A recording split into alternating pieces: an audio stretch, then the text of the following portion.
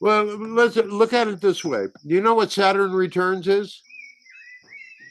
Every 29 years or so, you have a thing that's called Saturn returns. Saturn is usually in a certain position when you are born, and every 29 years or so, there's a big cycle, and it does the whole zodiacal thing, and it comes back around to the point. And we like to look at it as it occurs in the human lifespan the way it is right now. There's usually three Saturn returns. There's the first one that is from the time that you are a child till the time you are 30 years old, and you can look at the dynamic of who that, and that's formative years.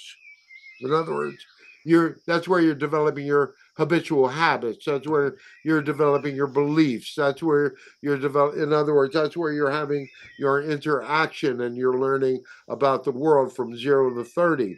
And that's your first Saturn returns. Then your second Saturn returns from 30 to 60 is where many of you are at this point in time.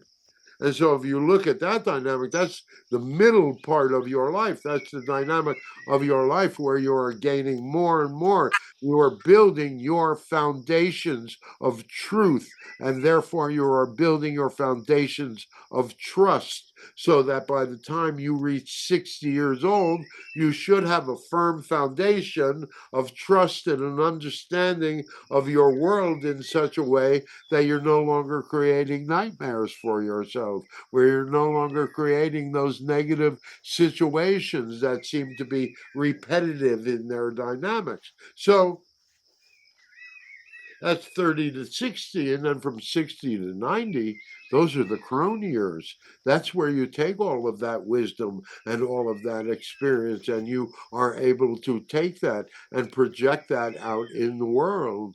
Because isn't that the dynamics of energy? You have learned through the whole experience of a lifetime, and which is an important and very particular experience to you. Your journey is individual. Your figuring out why you chose this path is half the battle.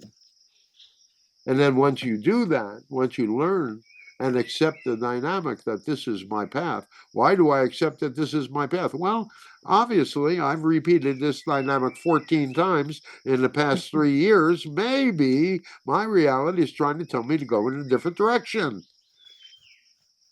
But the dynamic ultimately is you're either going to see these reflections because you're looking for them, or you're going to force your subconscious and your unconscious to, what shall we say, impose it on your consciousness. In other words, when things seem to come from the outside, it's usually because you're ignoring something, right?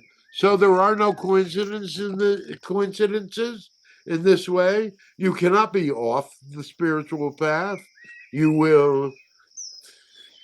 The biggest thing that you can utilize to move forward smoothly is to use your will. But in order to use your will, you have to have some objectivity. In order to have some objectivity, you have to be willing to step back from the miasm of emotions and feelings that are constantly going on within all of you.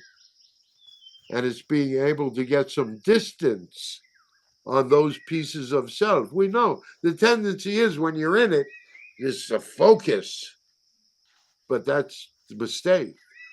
When you're in that kind of energy and you find yourself being sucked down into that time, the thing to do is to be able to whoa and step back from it and see it with a certain dynamic of perspective, because then you can begin to have movement. The more you focus in, the more rigid the dynamics get, the more solid the dynamics get.